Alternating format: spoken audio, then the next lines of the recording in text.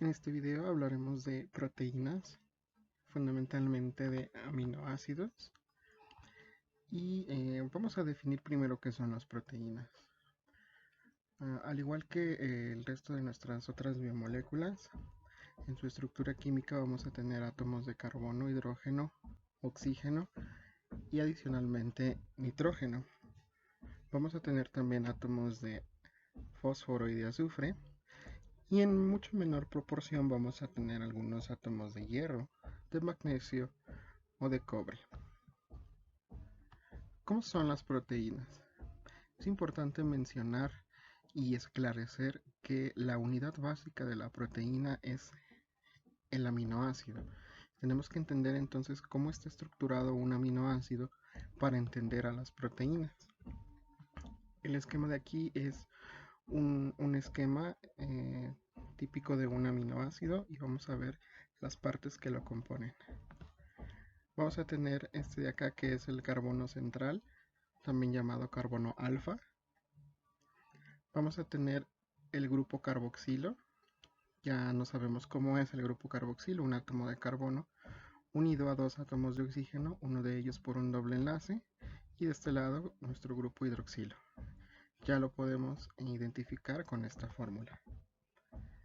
Vamos a tener también un radical. Sabemos ya que un radical puede ser cualquier átomo o cualquier otra molécula unida a nuestra molécula principal, y en este caso la molécula principal pues es todo el aminoácido. Y vamos a tener un grupo amino. Lo vamos a identificar como un átomo de nitrógeno unido a dos átomos de hidrógeno. Estas son las cuatro partes principales de todo aminoácido: carbono central, radical, grupo amino, grupo carboxilo. ¿Cuántos aminoácidos existen? A partir de ahora en los videos o incluso en clase voy a abreviar aminoácidos de esta manera. En inglés también se abrevian de esta manera, solo que no tienen el acento. Bueno, tenemos aproximadamente, bueno, no aproximadamente, tenemos estos 20 aminoácidos. Todas las células y todos los organismos vivos trabajan principalmente con estos aminoácidos para construir sus proteínas. ¿Son los únicos aminoácidos? No, hay más. Sin embargo, estos son los principales y son los que incluso tienen importancia nutricional para el caso del ser humano. ¿Cómo se clasifican los aminoácidos? Vamos a ver esta clasificación donde tenemos tres criterios: el criterio nutricional, el criterio químico y el criterio estructural. Con base en el criterio nutricional vamos a tener a los aminoácidos esenciales y los no esenciales. No esenciales quiere decir que las propias células pueden sintetizarlos, y esenciales quiere decir que es importante adquirirlos en la dieta con los alimentos. En el caso del criterio químico, vamos a tener que los podemos clasificar de acuerdo a su pH, de manera que podemos tener aminoácidos alcalinos o ácidos. De acuerdo a su carga eléctrica, vamos a tener aminoácidos con carga eléctrica positiva, con carga eléctrica negativa, o aminoácidos neutros sin carga. Y también de acuerdo a la polaridad o la afinidad química con el agua. Así pues, vamos a tener aminoácidos no polares, que ya sabemos que son hidrofóbicos, y aminoácidos polares o hidrofílicos. En cuanto al criterio estructural, vamos a tener aminoácidos aromáticos. Eso quiere decir que en su estructura química hay un anillo. Ahorita vemos imágenes de este anillo. Vamos a tener aminoácidos alifáticos de cadena abierta, y vamos a tener aminoácidos alfa, beta o gamma. Alfa, beta o gamma tiene que ver con la posición del grupo amino con respecto a la posición del grupo carboxilo. En estas imágenes estamos observando la clasificación de los aminoácidos. Por ejemplo, esta imagen de acá nos está clasificando en cuáles son los hidrofóbicos y cuáles son los hidrofílicos. Todos estos de acá corresponderían a los polares y los de rosita corresponderían a los no polares. Y esta otra imagen me gusta muchísimo más porque incluso los clasifica por si son alifáticos, aromáticos, ácidos, alcalinos, o si contienen átomos de azufre como la cisteína o la metionina. Esto incluso a veces es pregunta de examen de admisión, ¿no? Les llegan a preguntar cuáles de los siguientes aminoácidos contienen azufre en su estructura, y bueno, ahora ya saben que es la cisteína y la metionina. Y bueno, incluso hasta me gusta esta clasificación porque también los, eh, los divide entre los no esenciales, los que, como mencionábamos, la propia célula los puede sintetizar, y los esenciales, que se tienen que adquirir forzosamente a través de la dieta. Y bueno, aquí vamos a ver estas estructuras, por ejemplo en la fenilalanina o en el triptófano, lo que les mencionaba de los anillos. Estos de acá son estructuras en forma de anillo, y estas estructuras en forma de anillo hacen que los aminoácidos se clasifiquen como aromáticos. Esta es una tabla de los 20 aminoácidos que vamos bueno, con los que generalmente se trabajan. Tenemos el nombre del aminoácido en esta columna, la abreviatura del aminoácido en esta columna del medio y el símbolo del aminoácido en la última columna. Será muy importante que esta tabla la tengan en sus apuntes, y es muy importante también que esta tabla se la aprendan de memoria. Vamos a hablar ahora de cómo se unen los aminoácidos para formar las proteínas. Veamos el primer GIF que está acá. Primero identifiquemos las partes de la proteína. Tenemos el carbono central, el grupo carboxilo, el grupo amino y el radical. Y acá tenemos otro aminoácido con su carbono central, grupo carboxilo, grupo amino y el radical. Fíjense cómo el grupo carboxilo de uno de los aminoácidos se une con el grupo amino del siguiente aminoácido.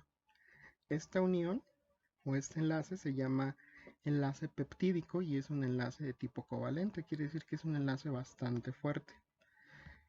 En el siguiente GIF podemos observar justamente cómo se unen, por ejemplo, dos aminoácidos, el aminoácido serina y el aminoácido valina. Como mencionábamos, el grupo carboxilo se une con el grupo amino del siguiente aminoácido. En el proceso hay liberación de agua o deshidratación. Y en esta imagen se nos explica, ahorita que se vuelva a reproducir, nos explica de dónde viene esa molécula de agua. Veamos lo que sucede aquí.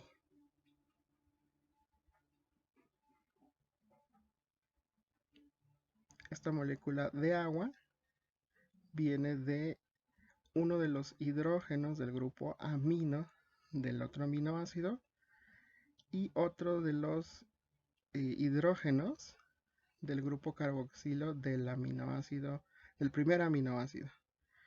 Es importante que vean esta imagen varias veces para que observen cómo se enlazan los aminoácidos. Veámoslo una vez más antes de pasar a la siguiente imagen. Grupo carboxilo de un aminoácido se une con el grupo amino del otro aminoácido. En el proceso ocurre la deshidratación y finalmente este enlace de aquí es el que vamos a denominar enlace peptídico. Y así podemos tener entonces 1, 2, 3 aminoácidos, cadenas muy largas de aminoácidos, todas unidas por un enlace peptídico, y es así como se van a formar las diferentes proteínas. Por ejemplo, en esta otra imagen estamos observando pues varios aminoácidos, ¿no? Esta sería una proteína con 7 aminoácidos. Después vamos a ver que en específico, según el número de aminoácidos, pueden llamarse péptidos o polipéptidos. Y en este caso polipéptido sería sinónimo de proteína. Pero todavía no nos adentremos en esa parte. En este caso pues tenemos 7 aminoácidos unidos: serina, histidina, cisteína, metionina, ácido glutámico, leucina y lisina. Observamos el grupo amino en un extremo de la proteína y el grupo carboxilo en el otro extremo de la proteína. Estos grupos, bueno, como quedan libres, se llaman grupo carboxilo terminal y grupo amino terminal. Y en los lugares donde se va a hacer el enlace peptídico, pues era lo que mencionábamos, que es el grupo carboxilo de una de los aminoácidos con el grupo amino del siguiente aminoácido. En cada proceso de unión tiene que haber liberación de agua. Y lo que estamos viendo acá, pues básicamente son los radicales de los aminoácidos, lo que les van a dar la identidad a este aminoácido. Hay un detalle que quiero que vean aquí. En las imágenes de acá, aquí por ejemplo tenemos que el grupo amino es NH2. Aquí también, NH2. Aquí igual, NH2. Lo mismo aquí, NH2. Sí, efectivamente el grupo amino es NH2, un átomo de nitrógeno unido a 2 átomos de hidrógeno. Ahora, ¿por qué acá tenemos el extremo amino terminal con NH3? Bueno, porque asumimos que esta proteína está en una solución acuosa. Y en solución acuosa el agua estaría aportando átomos de hidrógeno, un átomo de hidrógeno al extremo amino, por la carga que tiene el hidrógeno, que en algún momento mencionábamos que tenía cargas parciales. Por eso es que vemos de este lado un NH3. Pero si vemos esto, no es que esté mal, es que se asume que la proteína está en un medio acuoso. Cuando vemos esto quiere decir que el extremo amino terminal está ionizado. Ionizado porque tiene carga, y en este caso carga positiva, porque los hidrógenos tienen carga positiva, ¿no? Se agregó un hidrógeno. ¿De dónde viene este hidrógeno? Pues del medio acuoso. Con esto terminamos la parte de aminoácidos, que es lo más importante para entender proteínas. En la siguiente presentación vamos a ver las estructuras de las proteínas: estructura primaria, secundaria, terciaria y cuaternaria. Vamos a ver que hay proteínas fibrosas y globulares, y también vamos a ver cuáles son las funciones de las proteínas, porque son múltiples funciones. Nos vemos en el siguiente video.